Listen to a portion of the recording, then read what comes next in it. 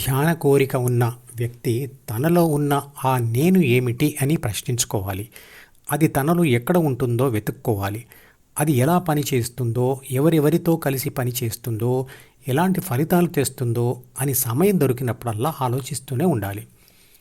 ఆత్మశాస్త్రం పూర్తిగా అర్థమవుతే ఆత్మ శరీరానికి మిత్రుడవుతుంది, లేదా అదే శత్రువు అవుతుంది. తొలి దశలో సమర్థత పెరగడం వల్ల గెలుపులు, ప్రాపంచిక సుఖాలు ఉంటాయి. చిట్ట చివరి దశలో ఆత్మానుభవం, శాశ్వత శాంతి, ఆనందం కలిగి చివరికి తానే విశ్వశక్తి లేదా పరమాత్మ అని గుర్తిస్తుంది. శరీరం ప్రపంచ పదార్థాలతో మరియు ద్వితీయ మనసు ప్రపంచ అనుభవాల సమాచారంతో తయారవుతుంది.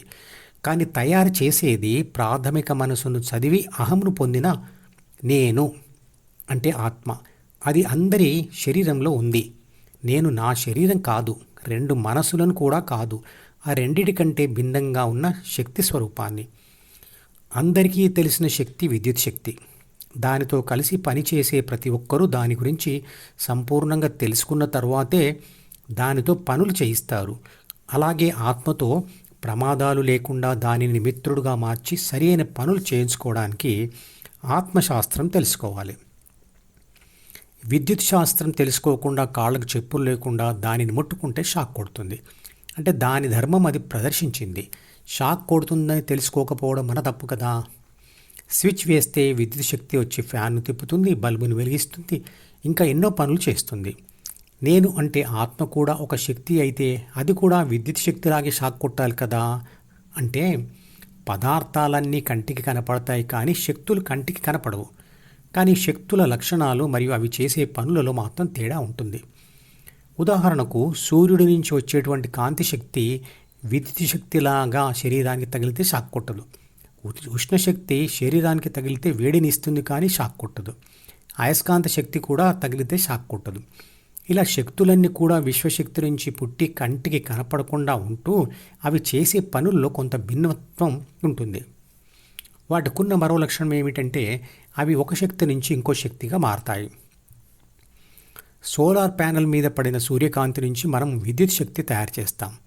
సూర్యకాంతి షాక్ కొట్టదు, కానీ దానివల్ల తయారైన విద్యుత్ శక్తి షాక్ కొడుతుంది.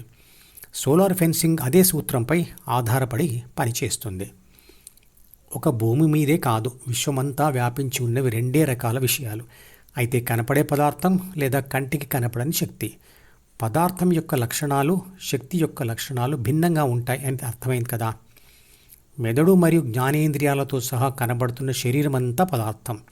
శరీరం లోపలే ఉంటూ కనపడకుండా ఉన్నది ఆత్మశక్తి లేదా ప్రాణశక్తి. శరీరంలోని అన్ని అవయవాల కణాలలో ఉన్నది ఒకటే శక్తి అయినా మెదడు కణాలలో ఉండే శక్తిని మాత్రం ఆత్మశక్తి అంటూ మిగతా కణాలలో ఉన్న శక్తిని ప్రాణశక్తి అంటాం. ఇదివరకు చేసిన వీడియోలలో దీని సంపూర్ణ శాస్త్రీయ వివరణ ఉంది. ఈ వీడియోలలో నేను చెప్పిన విషయాలన్నీ మీకు అర్థం చేసుకోవడానికి కొంచెం కఠినంగా అనిపించవచ్చు. దానికి కారణం మీకు అర్థం చేసుకునే శక్తి లేదని కాదు, ఈ విషయాలన్నీ కఠినమైనవని కాదు. మరి ఎందువల్ల అర్థం కావడం కష్టంగా ఉంటుంది? ఎందువల్ల అంటే ఈ విషయాలు ఎప్పుడూ మీకు జీవితంలో ఎదురుపడలేదు కాబట్టి. ఏదైనా తెలియని విషయం లేదా తెలియని మనిషి అంటే పరిచయమే లేనిది ఎలా తెలిసినదిగా మారుతుంది? దానికి ఏం చేయాలి? ఈ విషయం వచ్చే వీడియోలో తెలుసుకుందాం. మధుపదం యూట్యూబ్ ఛానల్లోని ప్రతి వీడియోకి ఒక నెంబర్ ఇవ్వబడింది.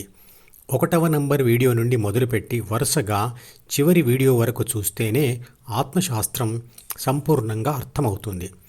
ఈ వీడియో డిస్క్రిప్షన్లో ఉంచిన మధుపదం ప్లేలిస్ట్ లింక్ ద్వారా అన్ని వీడియోలు వరుసగా చూడవచ్చు.